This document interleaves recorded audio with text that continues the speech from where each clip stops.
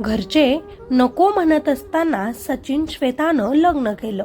त्यामुळे त्यांच्या घरच्यांनी त्यांच्या दोघांसोबतही नातं तोडलं. त्यांच्याच गावात त्यांच्याच नातेवाईकांसमोर त्यांना राहणे मुश्किल झालं. म्हणून त्यांनी आपलं गाव सोडलं आणि दुसऱ्या शहरात गेले. अतिशय हालाकीचे दिवस या दोघांनीही काढले. अक्षरशः रस्त्यावर झोपायची वेळ त्यांच्यावर होती. हातात पैसा नव्हता. एकमेकांवरचं प्रेम त्यांना पुढचा मार्ग दाखवत होतं. खूप संघर्ष केल्यानंतर सचिनला एका कंपनीत नोकरी मिळाली. पण फक्त नोकरीवर त्यांचं घर चालणं मुश्किल होतं. म्हणून त्यांना एक रिक्षा भाड्यानं घेतली आणि रिक्षा चालवून नोकरी करत त्यानं आपल्या बायकोसाठी एक खोली भाड्यानं घेतली. अतिशय आनंदाने संसार सुरू केला. लग्नाला 4 महिने झाले होते. बायको घरातच राहायची, कुठे काम करत नव्हती. पण तिच्या फोनवर पैसे यायचे. तसेच त्यांनी घेतलेल्या खोलीच्या समोरच इंजिनिअरिंगची 2-3 मुलं राहायची. कधी कधी सचिनला त्याची बायको त्या मुलांसोबत बोलताना दिसायची. पण सचिन त्याकडे दुर्लक्ष करत, कारण त्याचा आपल्या बायकोवर डोळे झाकून विश्वास होता. पण नियमित फोनवर पैसे येणं, बायकोचं त्याला वेळ न देणं हे सगळं त्याला खटकू लागलं आणि त्याच्या मनात संशय निर्माण झाला. कदाचित आपल्या बायकोचे समोरील एखाद्या मुलासोबत अनैतिक संबंध सुरू असतील असे त्याला वाटू लागले. त्याने बायकोला याबद्दल विचारले देखील, पण असे काही नाही म्हणून तिनं त्याला टाळलं. पण मनातला संशय त्याच्यात जात नव्हता.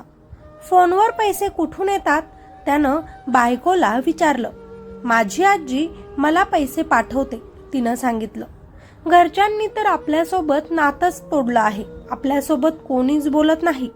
तुला नेहमीच पैसे कसे पाठवतात, तो तिला विचारू लागला आणि त्यांच्यात भांडणं व्हायला सुरू झाली. आपल्या बायकोचं नक्कीच काहीतरी सुरू आहे, तिला रंगेहात पकडलं पाहिजे. म्हणून एक दिवस या नवऱ्यानं बायकोला फोन केला.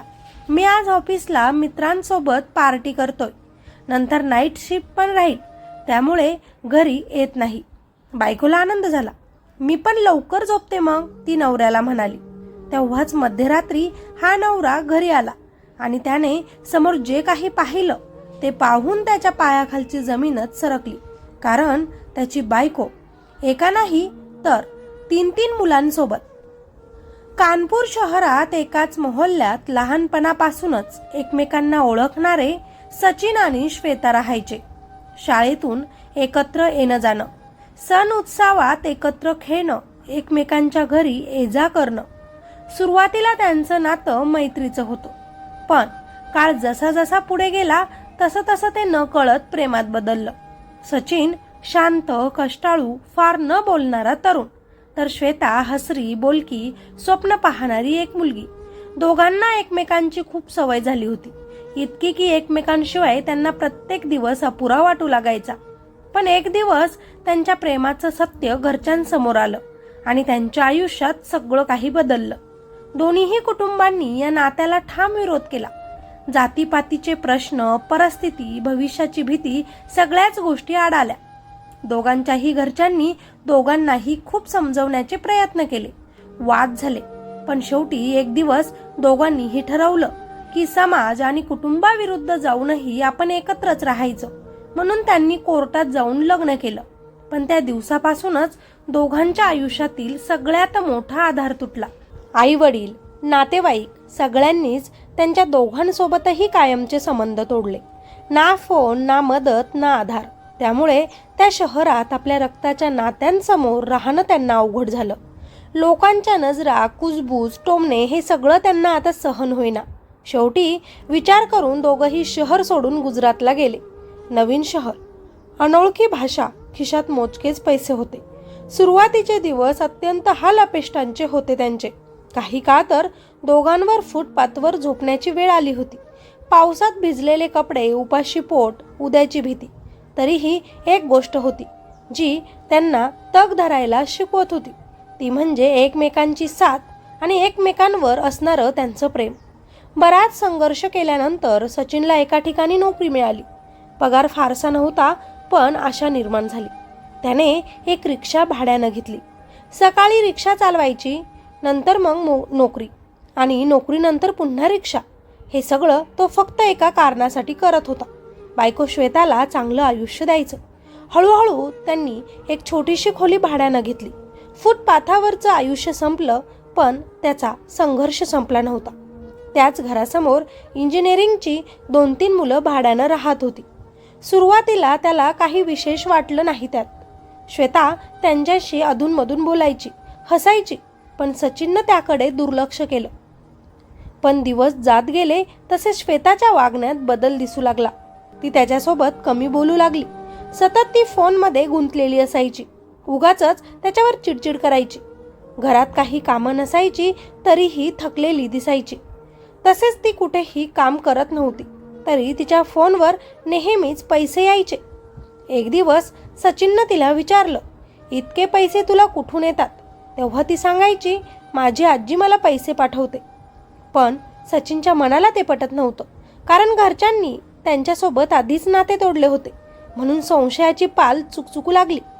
समोर राहणाऱ्या त्या मुलांपैकीच कुणासोबत तरी तिचे अनैतिक संबंध असावेत अशी शंका त्याच्या मनात घर करू लागली. त्याने तिच्यावर लक्ष ठेवायला सुरुवात केली. वेळा, कॉल्स, हालचालींवर तो लक्ष ठेवू लागला. पण कुठलाही ठोस पुरावा बायकोविरोधात त्याला मिळत नव्हता. तरीही मन शांत होत नव्हतं. म्हणून भांडणं वाढू लागली. त्यांच्यात संवाद कमी झाला. नात्यात दुरावा निर्माण झाला. एक दिवस सचिननं ठरवलं, आपल्या बायकोचं सत्य काय आहे ते बाहेर काढायचं, तिला पकडायचं. म्हणून श्वेताला त्यानं फोन करून सांगितलं, आज माझी नाईट शिफ्ट आहे, उशिराच घरी येईल किंवा डायरेक्ट सकाळी. श्वेताने सहज उत्तर दिलं, ठीक आहे, मी लवकर झोपते मग. पण सचिन खोटं बोलला होता. मध्यरात्री तो घरी आला. दार उघडताच त्याच्या पायाखालची जमीन सरकली. समोरचं दृश्य पाहून तो सुन्न झाला.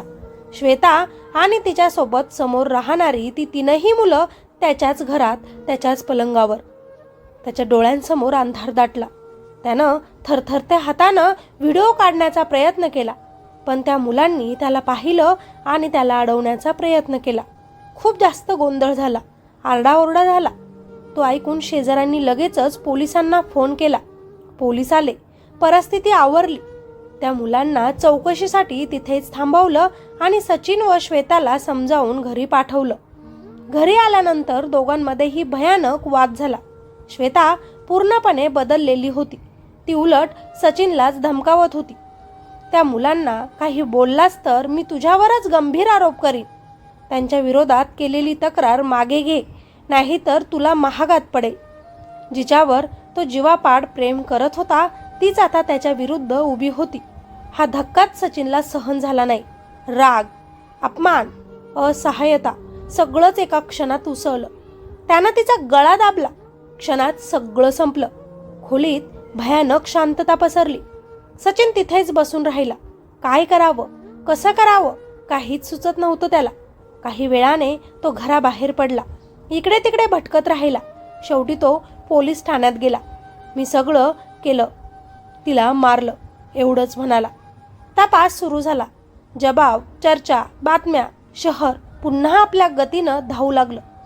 पण एका खोलीत एक आयुष्य संपलं होतं आणि दुसरं आयुष्य जिवंत असूनही संपल्यासारखं झालं होतं. संशयाने प्रेम जळून खाक झालं. संवाद झाला असता तर कदाचित सगळं वेगळं असतं. पण आता त्या कदाचितला काहीच अर्थ उरला नव्हता. मित्र आणि मैत्रिणींनो, संशयाने कधीच सत्य उघड होत नाही. तो फक्त नात्यांमध्ये दरी निर्माण करतो. संवाद तुटला की प्रेम गोंधळात बदलतं आणि रागावर नियंत्रण सुटलं की आयुष्य मात्र उद्ध्वस्त होतं. नात्यात प्रश्न असू शकतात, चूकही असू शकते, पण त्यावर मार्ग असतो, हिंसा नाही. एका क्षणाचा राग आयुष्यभराची शिक्षा बनतो आणि कदाचित म्हणण्यास वेळ मात्र उरत नाही. विश्वास, संवाद आणि संयम याशिवाय कोणतंही नातं अजिबात टिकत नाही. बाकी या स्टोरीबद्दल तुमच्या काय प्रतिक्रिया आहेत त्या खाली कॉमेंटमध्ये नक्कीच सांगा. या व्हिडिओला लाईक करा आणि चॅनलवर नवीन असाल तर सबस्क्राईब करायचं अजिबात विसरू नका. भेटूया अशाच एका नवीन स्टोरीमध्ये. तोपर्यंत स्वतःची काळजी घ्या, सतर्क रहा. धन्यवाद.